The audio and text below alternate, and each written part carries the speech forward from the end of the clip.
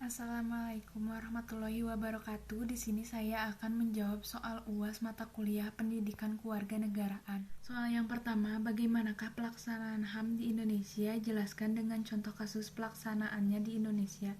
Jawabannya, HAM di Indonesia sudah berjalan cukup baik. Banyak masyarakat yang menghargai orang lain, khususnya HAM mereka. Pemerintah juga sudah memperlakukan hukum HAM dengan cukup baik. Namun, ada sebagian masyarakat yang belum melaksanakan dan masih melanggar hal tersebut.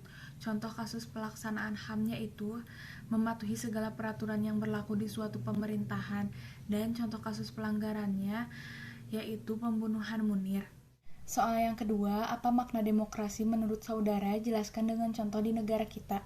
Jawabannya, demokrasi adalah kebebasan manusia untuk menyampaikan aspirasinya, tetapi harus sesuai dengan norma yang berlaku dan memenuhi aturan. Contohnya, aktif dalam proses pemilu dan menentukan kesepakatan berdasarkan musyawarah.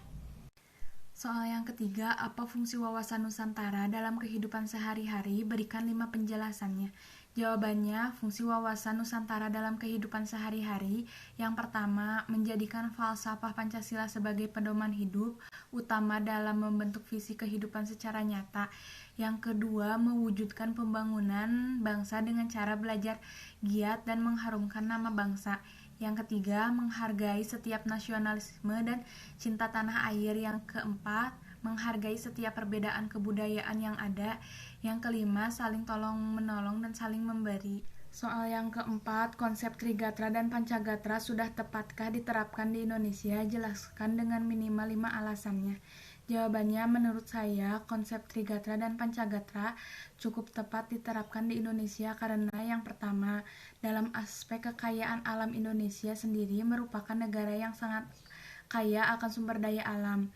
Selain itu, memiliki keanekaragaman hayati yang besar karena memiliki zona peralihan. Indonesia juga memiliki banyak bahan galian mineral saat ini.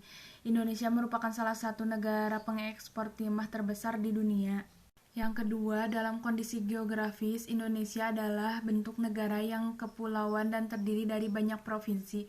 Ini merupakan contoh dari Trigatra dan Pancagatra yang membedakan Indonesia dengan negara lainnya. Indonesia memiliki ribuan pulau besar dan kecil. Indonesia juga memiliki lautan, gunung berapi, danau, dan berbagai kondisi geografis lainnya yang tidak ada di negara lain. Yang ketiga, Indonesia memiliki Pancasila yang dijadikan sebagai ideologi negara.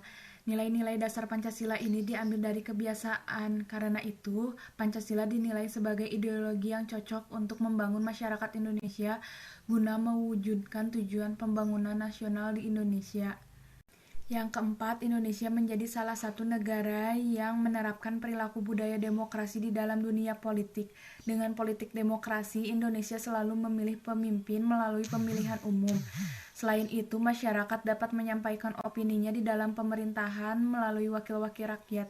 Dengan adanya politik demokrasi, tujuan konstitusi yang menginginkan hak-hak rakyat dalam pemerintahan menjadi terpenuhi.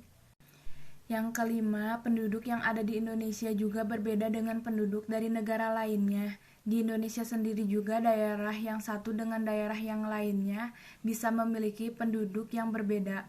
Penduduk yang berasal dari daerah pegunungan dan penduduk yang tinggal di tepi pantai memiliki perbedaan yang mencolok. Namun, meskipun ada banyak perbedaan, setiap warga negara tetap memiliki kewajiban yang sama dalam upaya menjaga keutuhan NKRI. Hal inilah yang dilakukan untuk membuat Indonesia tetap utuh meskipun ada banyak perbedaan. Cara juga menjadi cara mencegah radikalisme dan terorisme tumbuh di Indonesia. Soal yang kelima, buatlah kesimpulan dari teori von Thunen. Jawabannya, teori von Thunen adalah bahwa tata guna lahan akan mempengaruhi nilai sewa suatu lahan. Area yang berada di pusat pasar atau kota akan memiliki nilai atau harga yang lebih mahal dibandingkan lahan yang berlokasi jauh dari pusat pasar. Banyaknya kegiatan yang berpusat pada kota atau pusat pasar ini menjadikan kota memiliki nilai yang lebih ekonomis untuk mendapatkan keuntungan maksimal bagi para pelaku pertanian.